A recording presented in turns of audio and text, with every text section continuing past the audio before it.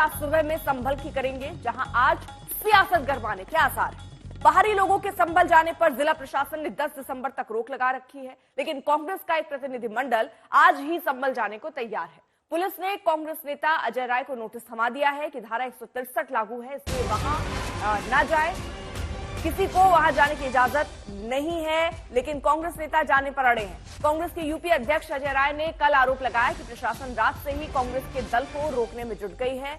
अजय राय के मुताबिक रोक के बावजूद कांग्रेस नेता शांतिपूर्वक गांधीवादी तरीके से उसका विरोध करते हुए संभल जाएंगे।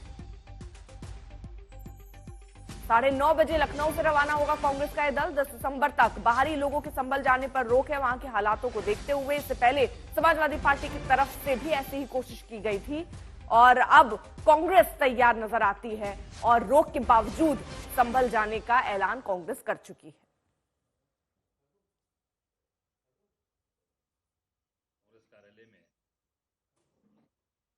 तो 2 तस्वीरें आपके सामने हैं। समाजवादी पार्टी को भी जाने नहीं दिया गया था, उनका प्रतिनिधिमंडल जाने की कोशिश कर रहा था। आज कांग्रेस के दौरे का ऐलान है, जिसके लिए भी इजाजत नहीं मिली है। कोशिश यही होगी कि इन्हें रोक दिया जाए, लेकिन कांग्रेस पार्टी डटी हुई है। उसका कहना है कि वहां के हालात देखने के लिए, वहां के लोगों से, पीड़ितों से मुलाकात करने के लिए कांग्रेस पार्टी का ये दल वहां पर जा रहा है। ये 3 तस्वीरें भी आपके सामने। संभल में कड़ी सुरक्षा की गई है। कांग्रेस प्रतिनिधिमंडल जाने पर अड़ा हुआ है। पुलिस भी कह रही है कि इजाजत नहीं है। अजय राय क्या कह रहे हैं, सुनिए।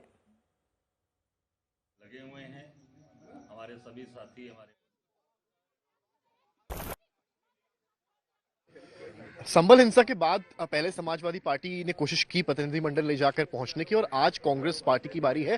प्रदेश अध्यक्ष जो है अजय राय हमारे साथ मौजूद हैं। कांग्रेस पार्टी का दफ्तर है, पीछे आप देखिए कार्यकर्ता यहां पर मौजूद हैं और बाहर एक दरवाजा है जहां पर पुलिस का पहरा है। ऐसे में समय आ गया है जब प्रदेश अध्यक्ष यहां से निकलेंगे और संभल की ओर रवाना होंगे। प्रदेश अध्यक्ष से सीधे रूबरू होते हैं। अजय राय जी, आपकी पूरी तैयारी है, आपने रात भी यहीं काटी है, यहीं पर सोए हैं आप, क्या तैयारी है संभल जाने की? नहीं, देखिए, हम सब लोगों ने तय किया था कि हम लोग 2 तारीख को जाएंगे और पहले तय किया गया था उसमें जो इनकी रोक थी वो 30 तारीख तक की नोटिस जो इन्होंने दिया था, जो जारी किया था वो पहले।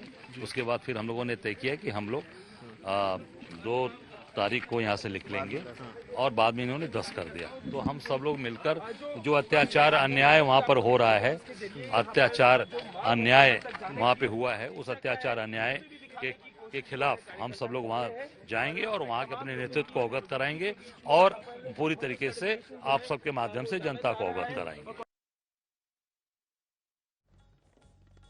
समर्थ भी हमारे साथ, हमारे सहयोगी इस वक्त जुड़ चुके हैं। सीधे आपको लिए चलते हैं हमारे सहयोगी समर्थ के पास। समर्थ, किस तरीके की तस्वीरें वहां पर नजर आती, क्योंकि देखिए इजाजत तो मिली नहीं, लेकिन कांग्रेस पार्टी अड़ी हुई है आगे बढ़ने के लिए।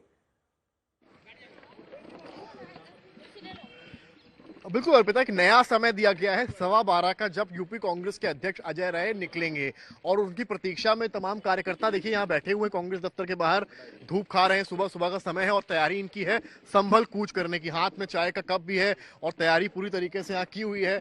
और जरा निवेदन करूंगा, एक बार जरा बातचीत करें, क्या तैयारी आप लोग की है? काफी संख्या में कैमरा में संजय दिखाई, पीछे भी दिखाई, तमाम कार्यकर्ता हैं, पूरा कांग्रेस के दफ्तर की बड़ी तस्वीर यहाँ से दिखा रहे हैं।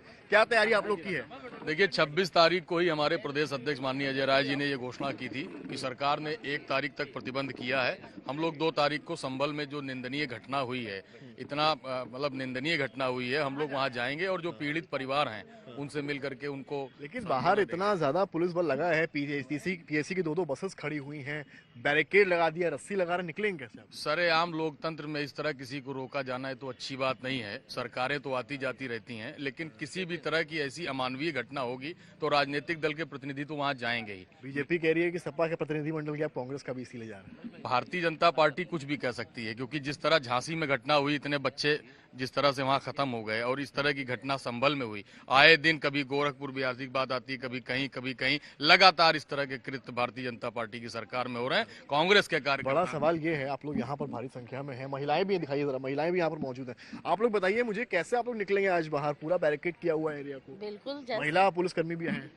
लगाने दिए, हम लोग को जाना है। तो फिलहाल यहाँ कांग्रेस को जो नेता है वो ये कह रहे हैं कि वो रुकेंगे नहीं, वो आगे बढ़ेंगे। अब आपको जरा संभल भी ले चलते हैं और वहां के हालात क्या है वो भी जरा आप समझिए। आशुतोष हमारे साथ, हमारे सहयोगी ग्राउंड पर मौजूद है। आशुतोष, आप क्या देख पा रहे हैं, क्योंकि कांग्रेस समेत समाजवादी पार्टी जो विपक्षी दल है उनकी कोशिश है कि वहां जाए, लेकिन वहां के हालात कैसे हैं जरा वो तस्वीरों के माध्यम से दिखाइए।